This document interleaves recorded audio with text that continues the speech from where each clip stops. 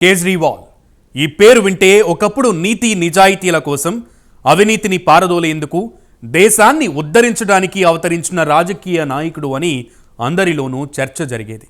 అయితే Delhi liquor scam కేసులో Kejriwal arrest ఇప్పుడు దేశవ్యాప్తంగా సంచలనం రేపుతోంది. అసలు ఇంతకు లిక్కర్ స్కామ్లో కేజ్రీవాల్ ఎలా ఇరుక్కున్నారు? కేజ్రీని ఈ స్కామ్లోకి లాగిందెవరు? ఏపీ తెలంగాణ లాబీలే దెబ్బ కొట్టాయా? రాజకీయ వ్యామోహమే కేజ్రీవాల్ కొంప ముంచిందా? క్రేజీ లాబీ దెబ్బకు బలైపోయిన కేజ్రీవాల్పై ప్రైమ్ 9 ప్రత్యేక కథనం.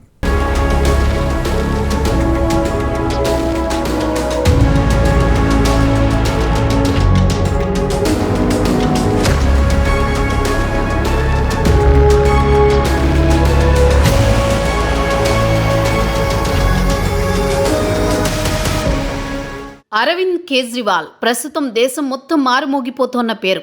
ఆయన ఆమ్ ఆద్మీ పార్టీని పెట్టడం, ఢిల్లీలో అధికారాన్ని దక్కించుకోవడం, అనంతరం తన పార్టీని విస్తరించి పంజాబ్లో పాగా వేయడం, దేశవ్యాప్తంగా పోటీ చేయడంతో అరవింద్ కేజ్రీవాల్ రాజకీయాల్లో ఒక కొత్త వరవడిని సృష్టిస్తున్నారని దేశం మొత్తం భావించింది. అఖిల భారత సర్వీస్ ఉద్యోగానికి రాజీనామా చేసి ప్రజల కోసం ప్రజా ఉద్యమాలు చేసిన కేజ్రీవాల్ అవినీతికి వ్యతిరేకంగా ఎన్నో నిరసనలు, ఉద్యమాలు చేశారు. అనంతరం రాజకీయాల్లోకి వచ్చి పాలన, ప్రజా పథకాలతో నూతన అధ్యాయాన్ని లిఖించారు.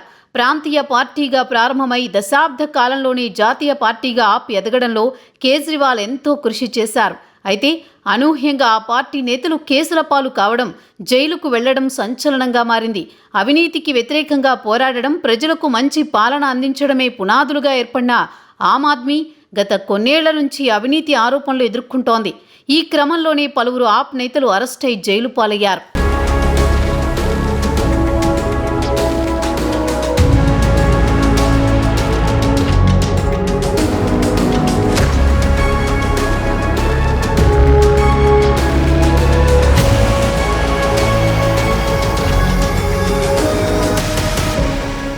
ఐఐటి ఖరగ్పూర్లో చదివిన కేజ్రీవాల్ 1992లో ఇండియన్ రెవెన్యూ సర్వీస్కు సెలెక్ట్ అయ్యారు. 1992 నుంచి 2004 వరకు ఇండియన్ రెవెన్యూ సర్వీసులో వివిధ హోదాల్లో కేజ్రీవాల్ పనిచేశారు. 2004లో ఐఆర్ఎస్కు రాజీనామా చేసిన కేజ్రీవాల్ సామాజిక కార్యకర్తగా ఢిల్లీ వీధుల్లోకి వచ్చారు. సమాచార హక్కు చట్టం కోసం పోరాడడంతో దేశవ్యాప్తంగా కేజ్రీవాల్ పేరు మారుమ్రోగింది. సమాచార హక్కు చట్టం తీసుకురావడంతో కేజ్రీవాల్కు 2006లో రామన్ మెగసెసే పురస్కారం లభించింది.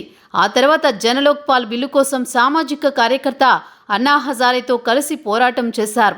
2011లో అవినీతికి వ్యతిరేకంగా కఠినమైన చట్టాలు, లోక్పాల్ బిల్లును అమలు చేయాలంటూ అన్నా హజారే దీక్షకు దిగిన సమయంలో ఆయన వెంట ఉన్నారు. ఢిల్లీలోని రామ్లీలా మైదానంలో జరిగిన ఉద్యమంలో కేజ్రీవాల్ కూడా పాల్గొన్నారు. అన్నా హజారే అవినీతి వ్యతిరేక ఉద్యమంలో తెర వెనుక పెద్ద పాత్ర పోషించడంతో కేజ్రీవాల్ వెలుగులోకి వచ్చారు.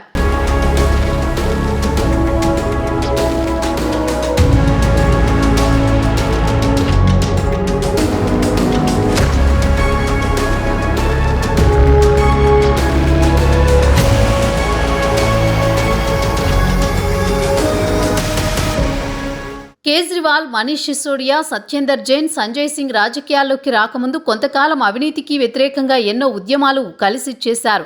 ఈ క్రమంలోనే ఉద్యమాల తర్వాత ప్రజలకు పారదర్శకమైన పాలన అందించాలన్న లక్ష్యంతో కేజ్రీవాల్ రాజకీయాల్లోకి వచ్చారు.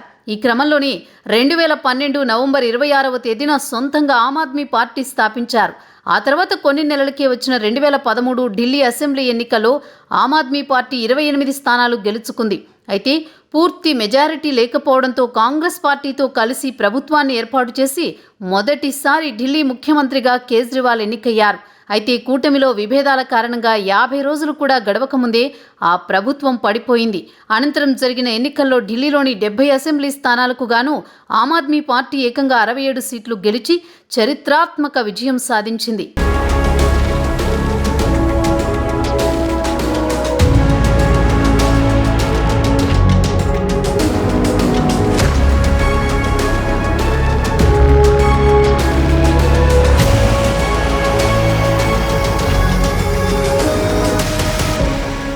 ఢిల్లీలో ఘన విజయం సాధించడంతో అరవింద్ కేజ్రీవాల్ పేరు దేశ రాజకీయాల్లో మారుమోగిపోయింది. ఆ తర్వాత 2022లో జరిగిన పంజాబ్ అసెంబ్లీ ఎన్నికల్లో ఆమ్ ఆద్మీ పార్టీ అధికారంలోకి వచ్చింది. ఈ క్రమంలోనే దేశంలోని వివిధ రాష్ట్రాల్లో పోటీ చేసిన ఆప్ కొన్ని స్థానాలను గెలుచుకుంది. గోవాలో 2 ఎమ్మెల్యేలు, గుజరాత్లో 5 ఆప్ తరపున ఎమ్మెల్యేలు ఉన్నారు. దీంతో 2 కంటే ఎక్కువ రాష్ట్రాల్లో ప్రాతినిధ్యం ఉన్న పార్టీగా ఆప్ పేరు గడించింది. ఈ క్రమంలో 2023 ఏప్రిల్ 10వ తేదీన కేంద్ర ఎన్నికల సంఘం ఆమ్ ఆద్మీ పార్టీకి జాతీయ పార్టీ హోదాను ఇచ్చింది.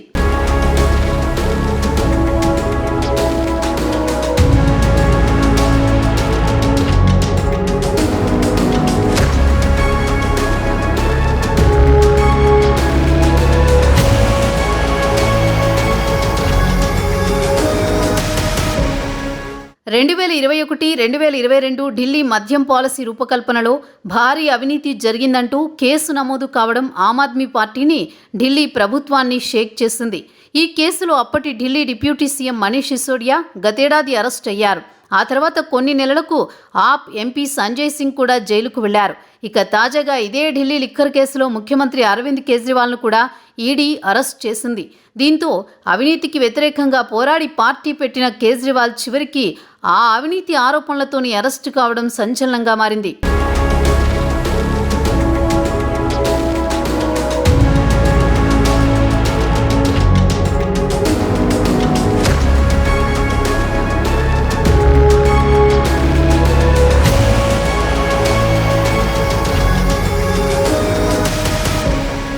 అసలు లిక్కర్ స్కామ్ ఏంటి అన్నది ఒకసారి పరిశీలిస్తే 2021 వరకు ఢిల్లీలో గవర్నమెంటే మద్యం అమ్మేది. తర్వాత ప్రైవేటుకు ఇద్దాం అనుకున్నారు. ఆ క్రమంలో పెట్టిన రూల్స్లో గోల్మాల్ జరిగిందన్నది బీజేపీ ఆరోపణ. దీనిపై సిబిఐ ఎంక్వైరీ వేయించారు నాటి లెఫ్టినెంట్ గవర్నర్. దీంతో మొత్తానికి ఆ పాలసీయే వద్దు, పాత పద్ధతిలోనే వెళ్లాలని నిర్ణయించింది ఆ ప్రభుత్వం. కొంచెం వివరంగా చూస్తే 2021 నవంబర్ నుంచి కొత్త విధానం అమలైంది. ప్రైవేటు సంస్థలకు మందు అమ్మే పద్ధతి ప్రారంభించడంతో పాటు మాఫియాను నియంత్రించడం, ప్రభుత్వానికి ఆదాయం పెంచడం, వినియోగదారుల సమస్యలు పరిష్కరించడమే లక్ష్యంగా కొత్త విధానాన్ని అమల్లోకి తీసుకొచ్చినట్టు ఢిల్లీలోని ఆప్ ప్రభుత్వం ప్రకటించింది. కొత్త విధానం వల్ల గతం కన్నా ఎక్సైజ్ ఆదాయం 27% పెరిగి 890 కోట్లకు చేరుకుందని చెప్పింది. ఎంఆర్పీ కన్నా తక్కువ ధరలకు మద్యం అందించేలా ప్రభుత్వం ప్రోత్సహించింది. అందుకు అనుగుణంగా విక్రయదారులకు డిస్కౌంట్లు అందించింది. తద్వారా వినియోగదారులకు మేలు కలుగుతుందని తెలిపింది. మద్యం రిటైలర్లు 1 కొంటే 1 ఉచితంగా ఇస్తూ విక్రయాలు పెంచుకున్నారు. పలు బ్రాండ్లపై ఎంఆర్పీ కన్నా తక్కువ ధరకు మద్యం అందుబాటులో రావడంతో ఢిల్లీలో అమ్మకాలు పెరిగాయి. ఇలా ప్రైవేటు వారికి అప్పగించే క్రమంలో అనేక అక్రమాలు జరిగాయని, పెద్ద ఎత్తున డబ్బు చేతులు మారిందని ఆరోపణలు వచ్చాయి. వెంటనే సిబిఐ ఎంక్వైరీ జరిగింది. ఆ తర్వాత మనీష్ సిసోడియా ఇంటిలో సిబిఐ సోదాలు చేసింది. ఆ వెంటనే దీని వెనుక అప్పటి తెలంగాణ ముఖ్యమంత్రి కల్వకుంట్ల చంద్రశేఖరరావు కుమార్తె కవిత హస్తం కూడా ఉందని బీజేపీ ఢిల్లీ నాయకులు ఆరోపించారు. ఇక ఈ కేసులో ఇప్పటికే పలువురు అరెస్టు కాగా, మొన్నటికి మొన్న కవిత అరెస్ట్, ఆ తర్వాత కేజ్రీవాల్ అరెస్ట్ సంచలనంగా మారాయి.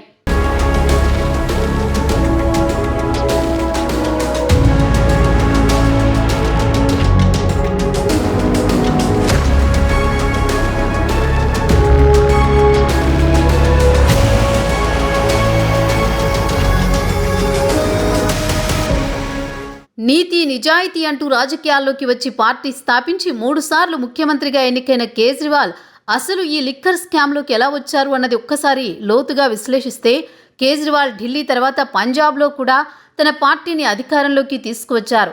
అంతేకాకుండా గుజరాత్లో 5, గోవాలో 2 అసెంబ్లీ స్థానాలను గెలుచుకోవడంతో ఇంకా దేశవ్యాప్తంగా తన పార్టీని విస్తరించి దేశానికి ప్రధానమంత్రి కావాలి అన్న అధికార వ్యామోహం కేజ్రీవాల్లో రోజురోజుకు పెరిగిపోయింది. అయితే పార్టీని విస్తరించాలంటే నిధులు చాలా అవసరం. అందుకోసమే కేజ్రీవాల్ ఈ లిక్కర్ స్కామ్లోకి బలవంతంగా రావాల్సి వచ్చిందన్నది ఒక వాదన.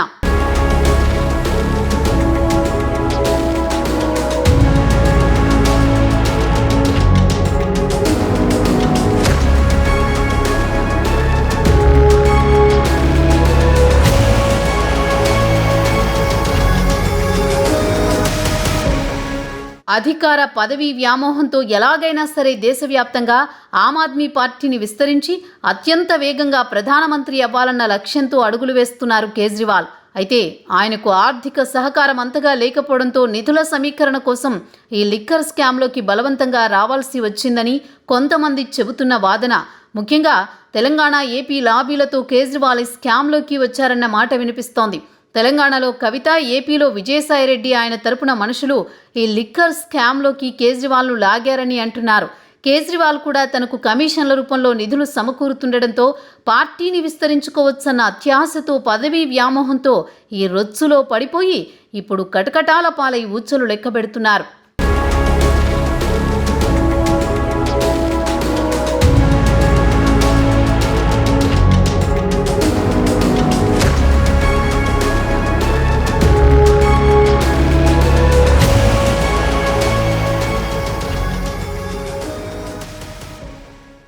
మన దేశంలో నేటి రోజుల్లో ఒక సామాన్యుడు సర్పంచ్గా గెలవాలంటేనే చాలా కష్టం.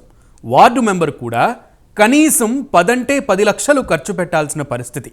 అలాంటిది ఒక సామాన్యుడు ఏకంగా 3 సార్లు ముఖ్యమంత్రి అయ్యారంటే జనం ఆయన్ను ఎంతలా నమ్మారో అర్థం చేసుకోవచ్చు.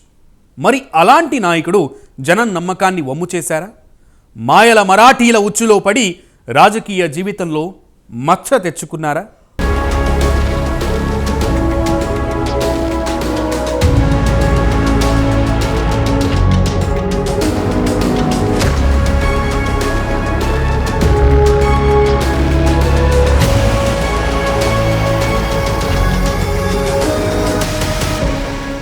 కల్వకుంట్ల కవిత లిక్కర్ స్కామ్లోకి ఏ విధంగా వచ్చిందో ఇప్పటికే ఈడీ తేల్చింది. అటు విజయసాయిరెడ్డి కూడా ఈ స్కామ్లో ప్రధాన సూత్రధారి అని రాజకీయ వర్గాల్లో చర్చ జరుగుతోంది. పేరుకే ఆయన అల్లుడు శరత్ చంద్రారెడ్డి కేసులో పాత్రధారి, కానీ తెర వెనుక సూత్రధారి మాత్రం విజయసాయిరెడ్డి అని టీడీపీ గతంలోనే ఆరోపించిన సంగతి తెలిసిందే. డబ్బు వ్యామోహంతో కవిత, విజయసాయి, శరత్ చంద్రారెడ్డి ఢిల్లీలో మనీష్ సిసోడియాతో కలిసి పథక రచన చేసి ఢిల్లీ లిక్కర్ స్కామ్కు తెరలేపారన్నది రాజకీయ వర్గాల్లో జరుగుతున్న చర్చ.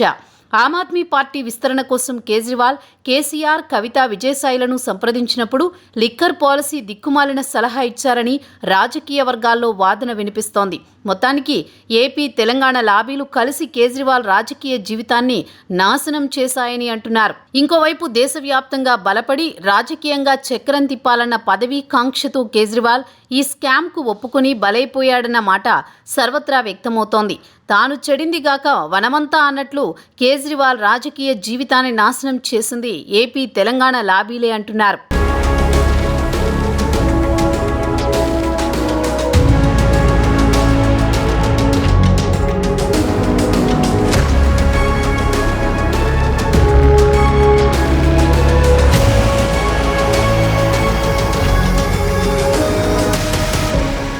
కేజ్రీవాల్ అరెస్టుపై చాలామంది స్పందించారు. కేజ్రీవాల్ అరెస్టుపై బీఆర్ఎస్ అధినేత, మాజీ సీఎం కేసీఆర్ కూడా స్పందించారు. అరవింద్ కేజ్రీవాల్ అరెస్టు దేశ ప్రజాస్వామ్య చరిత్రలో మరో చీకటి రోజు అని అన్నారు. ప్రతిపక్షాన్ని నామరూపాలు లేకుండా చేయాలనే ఏకైక సంకల్పంతో కేంద్రంలోని అధికార బీజేపీ వ్యవహరిస్తోందని విమర్శించారు. ఇదే విషయాన్ని ఇటీవల జరిగిన జార్ఖండ్ ముఖ్యమంత్రి హేమంత్ సోరెన్, బీఆర్ఎస్ ఎమ్మెల్సీ కవిత అరెస్టు ఘటనలు రుజువు చేస్తున్నాయని చెప్పుకొచ్చారు. ఇందుకోసం ఈడీ, సిబిఐ, ఐటీ తదితర కేంద్ర దర్యాప్తు సంస్థలను కేంద్ర ప్రభుత్వం పావులుగా వాడుకుంటుందని కేసీఆర్ ఆరోపించారు.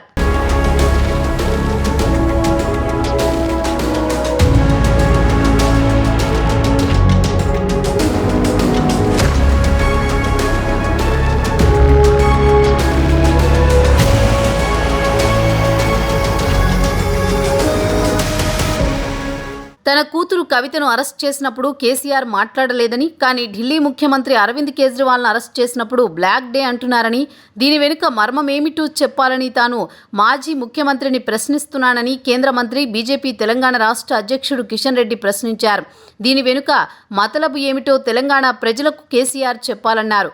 ముఖ్యమంత్రులు లిక్కర్ స్కామ్కు పాల్పడితే బ్లాక్ డే అవుతుందా అని ప్రశ్నించారు. ఢిల్లీలో లిక్కర్ కుంభకోణం దర్యాప్తు జరగల, ఆపు ప్రభుత్వంలో జరిగినటువంటి లిక్కర్ వ్యవహారంలో కేసీఆర్ కూతురైనటువంటి కవిత గారి నేతృత్వంలో పూర్తిగా పాలసీ ఏర్పాటు చేయడానికి అన్ని రకాలుగా సహకరించారు.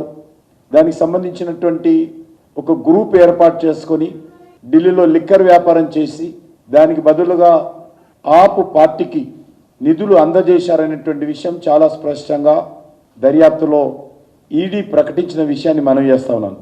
ఈరోజు బీఆర్ఎస్ పార్టీ నాయకులు మాట్లాడుతూ ఉన్నారు. ఒక ముఖ్యమంత్రిని అరెస్ట్ చేయడము ఒక బ్లాక్ డేగా ఈరోజు కేసీఆర్ గారు వక్రీకరించారు. నేను అడుగుతా ఉన్నాను, మీరు ముఖ్యమంత్రి అయినంత మాత్రాన మీరు కానీ మీ కూతురు కానీ గతంలో, లేకపోతే ఈనాడు కేజ్రీవాల్ కానీ వాళ్ళు చేసినటువంటి అవినీతి కుంభకోణాలను విడిచిపెట్టాలా? ఎందుకు బ్లాక్ డే అడుగుతా ఉన్నాను. లిక్కర్ వ్యవహారంలో కోట్లాది రూపాయలు దోపిడీ చేయడము నిజంగా బ్లాక్ డేనే. ముఖ్యమంత్రి కుటుంబ సభ్యులు లిక్కర్ వ్యవహారంలో లిక్కరు పంపించి ప్రజల రక్తం తాగుతూ దాని ద్వారా వచ్చేటువంటి డబ్బుతో అవినీతికి పాల్పడము నిజంగా బ్లాక్ డేనే.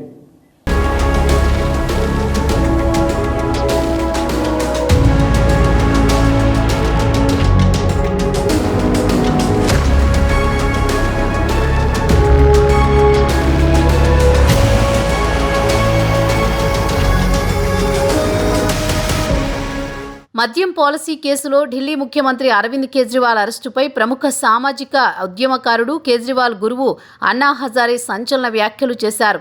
కేజ్రీవాల్ తప్పు చేశాడు కాబట్టి అరెస్ట్ అయ్యారని అన్నారు. తనతో కలిసి పనిచేసి మద్యానికి వ్యతిరేకంగా మాట్లాడిన కేజ్రీవాల్ లిక్కర్ పాలసీలు రూపొందించారని అన్నారు. తన స్వలాభం కోసం పాలసీలు చేశారు కాబట్టి ఈడీ అరెస్ట్ చేసిందని హజారే పేర్కొన్నారు. అరవింద్ కేజ్రీవాల్ సిసోడియాలు నాతో ఉన్నప్పుడు దేశ సంక్షేమానికి ముందు ఉండాలని వారికి ఎప్పుడూ చెప్పేవాణ్ణి అని తెలిపారు. ఢిల్లీ నూతన మద్యం పాలసీ అంశంపై కేజ్రీవాల్కు 2 సార్లు లేఖలు రాశాను, కానీ ఆయన ఈ విషయాన్ని పట్టించుకోలేదని ఆరోపించారు. ఇప్పుడు తాను అతడికి ఎటువంటి సలహా ఇవ్వనని చెప్పారు. అతడు నా మాట వినలేదని, కేజ్రీవాల్ పరిస్థితిని చూసి నేను బాధపడడం లేదన్నారు. ఏది ఏమైనా చట్టం తన పని తాను చేస్తుందని తేల్చి చెప్పారు అన్నా హజారే.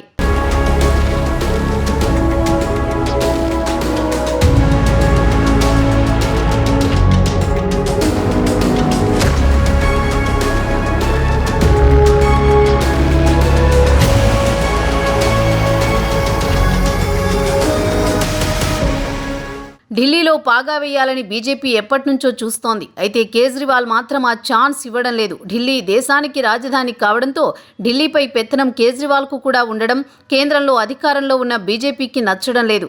లెఫ్టినెంట్ గవర్నర్ మాత్రమే బీజేపీ చేతుల్లో ఉండడం, ఢిల్లీ రాష్ట్ర ప్రభుత్వం మాత్రం కేజ్రీవాల్ చేతుల్లో ఉండడం కేంద్ర బీజేపీకి కొంత ఇబ్బందికరంగా మారింది. అయితే కేజ్రీవాల్ను ఎలాగైనా ఓడించాలని చూసినా ఆయన మాత్రం వరుసగా విజయం సాధిస్తూనే వస్తున్నారు. లోక్సభ ఎన్నికలు అతి త్వరలోనే జరగబోతున్నాయి. ఈ తరుణంలో కేజ్రీవాల్ను అరెస్ట్ చేయడం, ఒకవేళ రిమాండ్ పొడిగింపు జరిగితే లోక్సభ ఎన్నికల ప్రచారానికి కేజ్రీవాల్ దూరం కావచ్చు.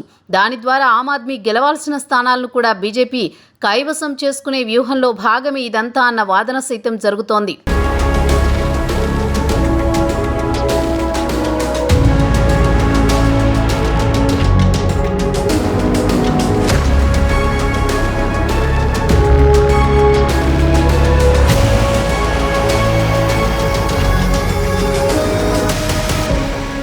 ఢిల్లీ సీఎం అరవింద్ కేజ్రీవాల్ అరెస్ట్ అవ్వడంతో ఆయన రాజీనామా చేస్తారా? తదుపరి పరిణామాలు ఏంటి అనే చర్చలు మొదలయ్యాయి. ఆమ్ ఆద్మీ పార్టీ అయితే కేజ్రీవాల్ రాజీనామా చేయరని, వీలైతే జైలు నుంచే పరిపాలన సాగిస్తారని తెలిపింది. కేజ్రీవాల్ కూడా అదే క్లారిటీ ఇచ్చారు. తన రాజీనామాపై వస్తున్న వార్తలపై స్పందిస్తూ తాను ఎట్టి పరిస్థితుల్లోనూ సీఎం పోస్టుకు రిజైన్ చేయనని తేల్చి చెప్పారు. అవసరమైతే జైలు నుంచే ప్రభుత్వం నడుపుతా, లోపలున్నా బయటున్నా ప్రభుత్వం నడుస్తుంది అని చెప్పుకొచ్చారు.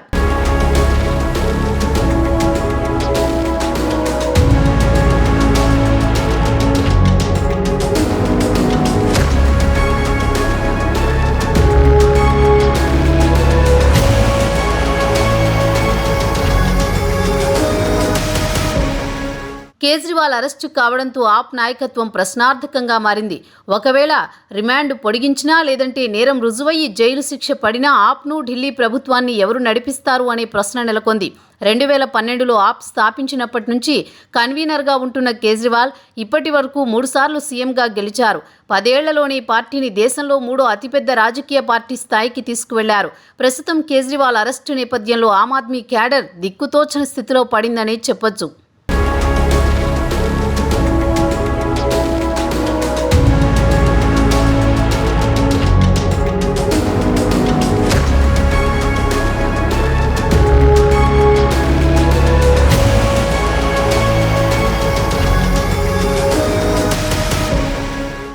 మనది ప్రజాస్వామ్య దేశం. మన దేశంలో ప్రజలే ప్రభువులు.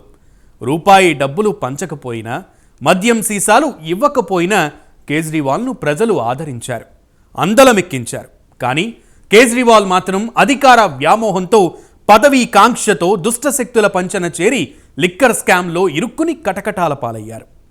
ఎంత మంచి వాళ్ళైనా సరే దుష్టులతో స్నేహం చేస్తే జీవితం ఎలా తారుమారవుతుందో చెప్పడానికి కేజ్రీవాల్ జీవితమే ఉదాహరణ అని రాజకీయ వర్గాల్లో చర్చ జరుగుతోంది. మరి లిక్కర్ కేసులో కేజ్రీవాల్ భవిష్యత్తు ఏ మలుపు తిరుగుతుందో తెలియాలంటే వేచి చూడాల్సిందే.